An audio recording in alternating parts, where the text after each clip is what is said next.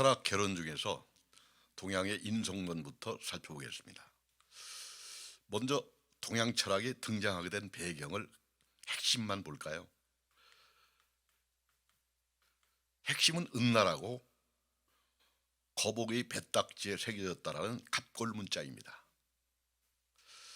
하늘이 이 세상의 주체, 주인이고 그 뜻을 받들어 천자가 다스린다.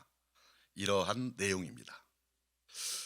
그런데 이러한 은나라를 무너뜨리고 주나라가 건국을 합니다.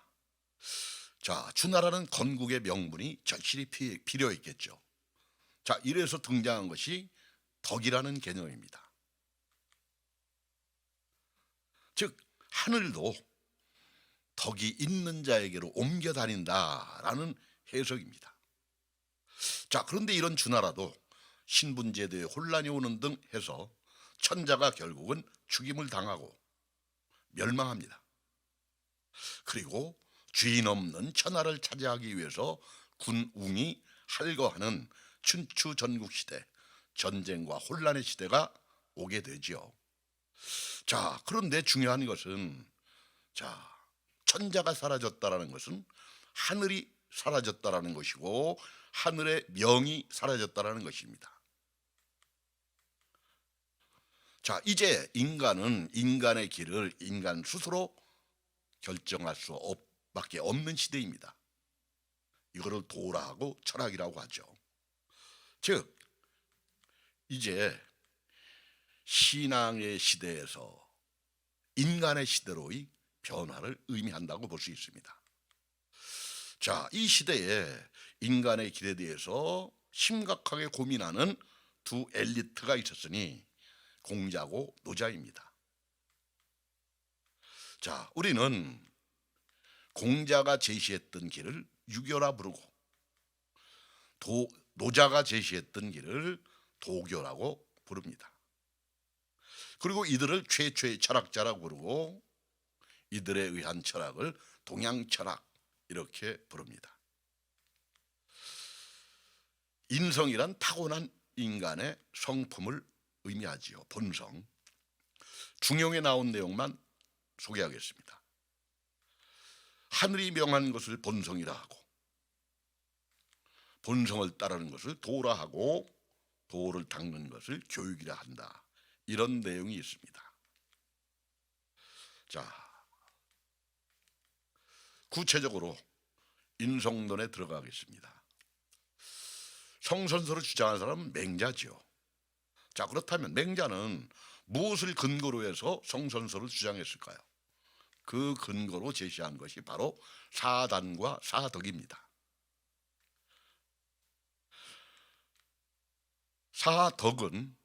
사단은 네 가지의 단서, 근거, 실마리라는 감정입니다. 이것을 근거로 해서 볼 때 인간의 보이지 않는 내면에는 본성에는 네 가지의 덕이 있다라는 설명이죠. 자, 먼저 측은지심을 제시합니다. 불쌍히 여기는 마음. 갓난아이가 엉금엉금 기어서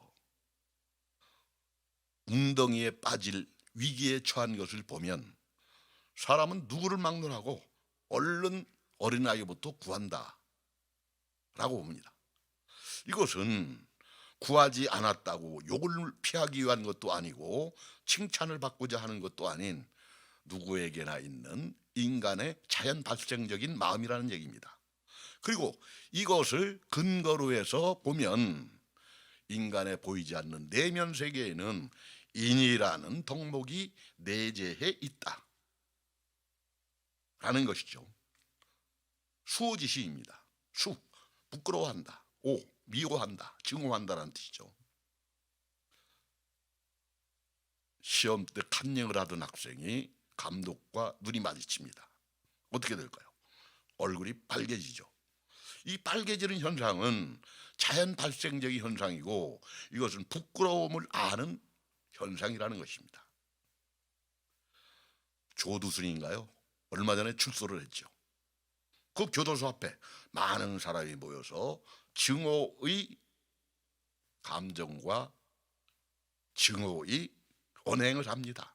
저놈 죽여라. 계란을 던지기도 하고. 자, 이러한 마음이 인간에게 있다라는 것은 보이지 않는 인간의 내면에 의라는 덕목이 내재해 있다라는 것이죠. 사양지심입니다. 사양하는 마음, 양보하는 마음, 배려하는 마음이죠. 요즘 고등학생들의 학습량이 엄청나죠. 힘겹게 늦게까지 공부하고 집으로 돌아오는 버스를 탄 학생이 한참 가다 보니까 자기 앞에 할머니가 한 분 서 계세요. 이 아이는 어떻게 할까요?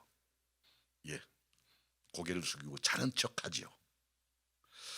양보하지 않고 자는 척하는 이 아이 마음에도 양보를 해야 된다라는 마음은 있는 것입니다. 이것이 발동한 것입니다.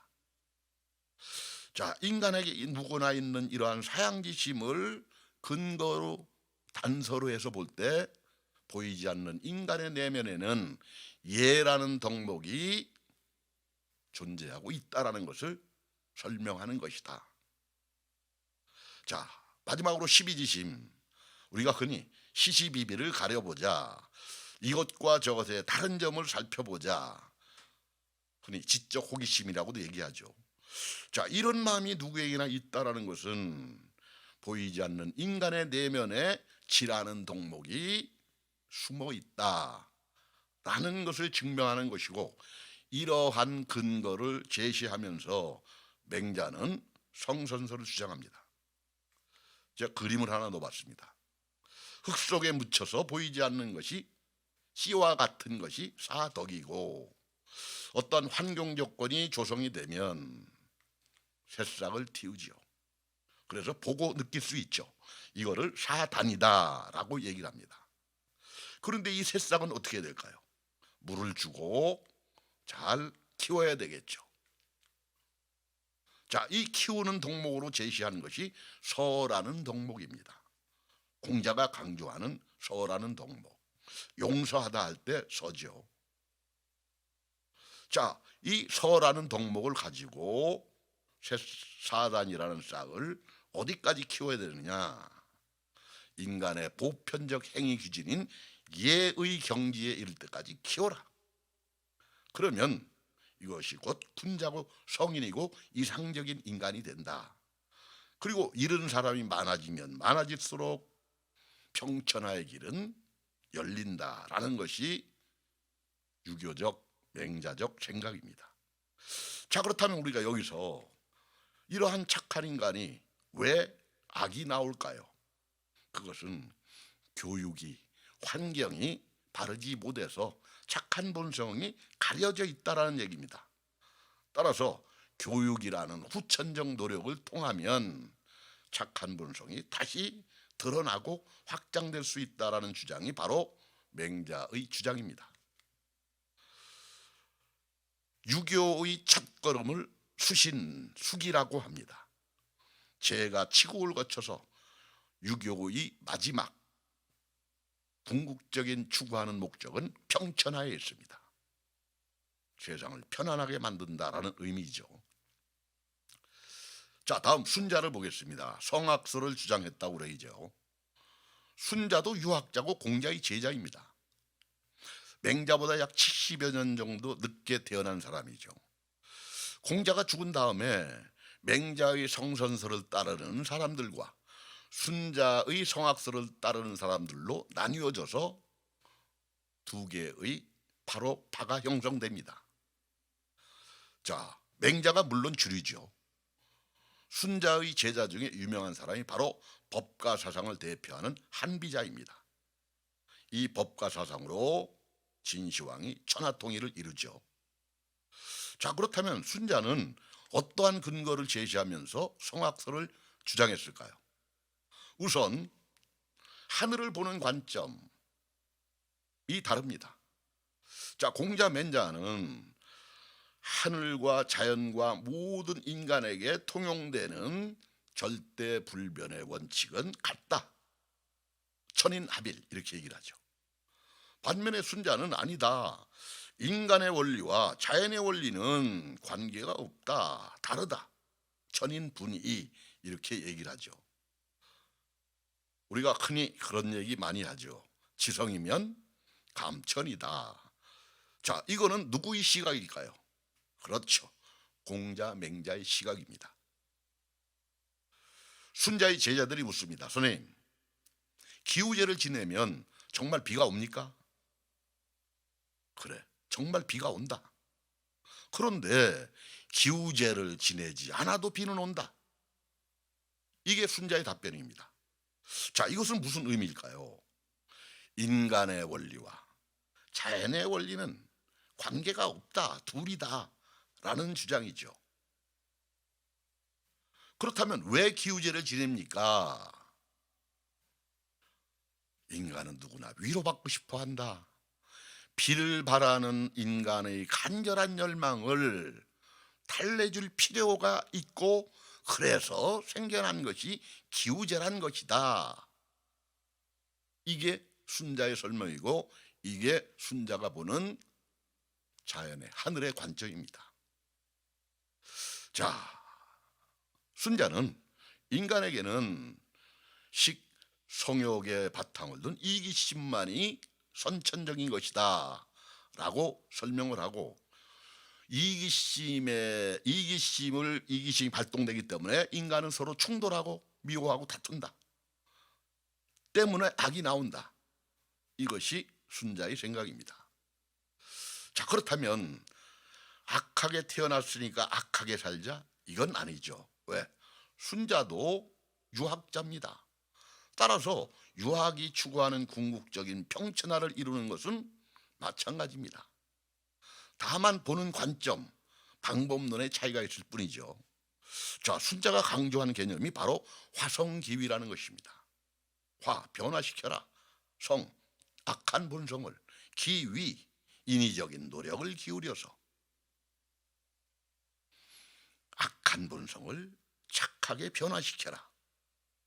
그리고 여기에서 이러기 위해서 강조하고 교육으로 채택한 덕목이 바로 예라는 것입니다. 예는 인간의 인위적 규범을 의미하죠. 그래서 예를 끊임없이 배우고 실천을 통해서, 자, 인간의 악한 본성이 선하게 변화될 수 있다라는 얘기입니다. 따라서 순자는 악은 선천적이고 선은 후천적인 것이다, 이렇게 보는 관점이 성악설입니다. 제가 만화를 하나 여기에 올려놨는데 뭐 다 볼 수는 없지만 가운데 아이 둘이 열공열공 공부를 열심히 하죠. 무엇을 공부하라는 얘기입니까? 바로 예를 공부하고 실천하라는 의미를 담고 있습니다. 자, 마지막으로 고자를 보겠습니다. 자, 고자의 사고방식은 서양의 사회계약론자인 존 노크와 맥을 같이 합니다. 백지설이라고 그러죠. 존 노크. 본성에는 선도 악도 없다라는 주장입니다. 자, 이를 주장하는 근거로 내세운 것이 물꼬론이라는 것입니다. 흐르는 물, 뭐 고여있는 물도 마찬가지죠. 여기에는 동서가 미리 정해져 있지 않다.